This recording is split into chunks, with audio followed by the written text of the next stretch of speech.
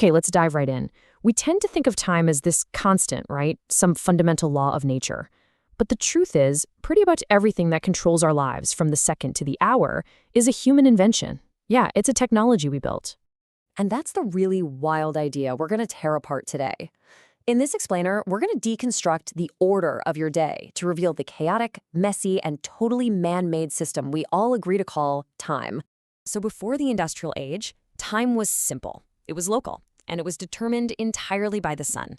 It sounds kind of romantic, doesn't it? A simpler time. Except, well, it was a complete and utter disaster just waiting to happen. Now, the implication here is kind of fascinating. Every single town, every village had its own unique time.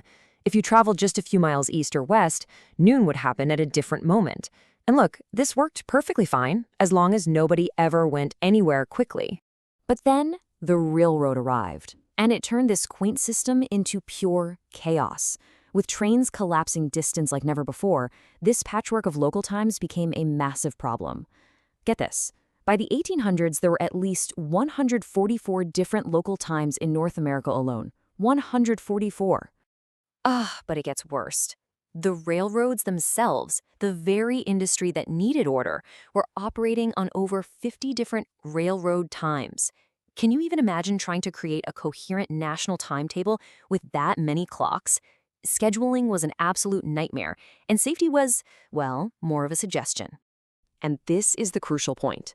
This wasn't just an inconvenience. It was actively dangerous, even deadly. Something had to be done, not for some grand scientific purpose, but for the very practical reason of keeping trains running on time and, more importantly, protecting the bottom line. So how did we fix this mess? Well, the railroads, motivated by profit and a desperate desire to stop their expensive trains from smashing into each other, became the reluctant heroes who imposed a new, standardized order on the entire world. It's amazing how history can turn on the smallest things, isn't it? One man's personal inconvenience, a missed train, became the catalyst for a proposal to synchronize the entire planet. And just look at how quickly this happened. In less than 40 years, a global system was debated, designed, and implemented. This was not some slow cultural shift. It was a rapid technological overhaul driven entirely by industrial necessity. For many people, this felt like a big tech company of the day just unilaterally deciding to change reality for everyone. The railroads didn't ask for permission, they just announced the change, and cities and towns had to adapt or be left behind. And here is where we get to the central irony of our story. After creating this seemingly logical and orderly system, we immediately started breaking it for political convenience, economic advantage, and yeah, a little bit of national pride. The theory was beautiful, right? A neat, orderly grid of 24 time zones, each covering a perfect 15 degrees of longitude. A triumph of mathematical precision. But the reality? The reality is a chaotic, squiggly mess of lines, all bent and warped by political borders and trade agreements. The beautiful, rational ideal ran headfirst into the messy reality of human politics. And, as it usually does, politics won, hands down. This creates some truly bizarre situations. Take China.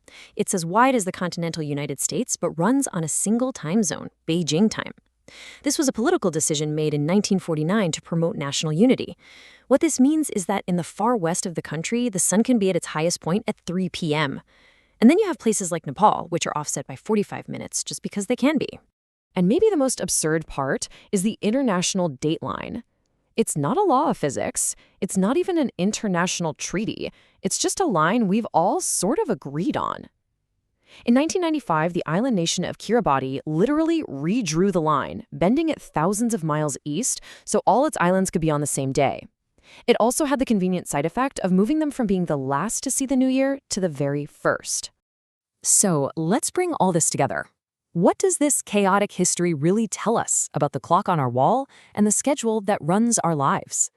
The rigid, unyielding schedule that governs your day, your 9 to 5, your deadlines, your alarms, is based on a system that is fundamentally arbitrary and, at times, completely absurd. We invented it, we broke it, and we continue to bend it to our will. And that's the thought I want to leave you with. Our ordered world is built on stories and agreements that we all accept as reality. But every so often, it's worth taking a step back and asking who wrote those stories and why.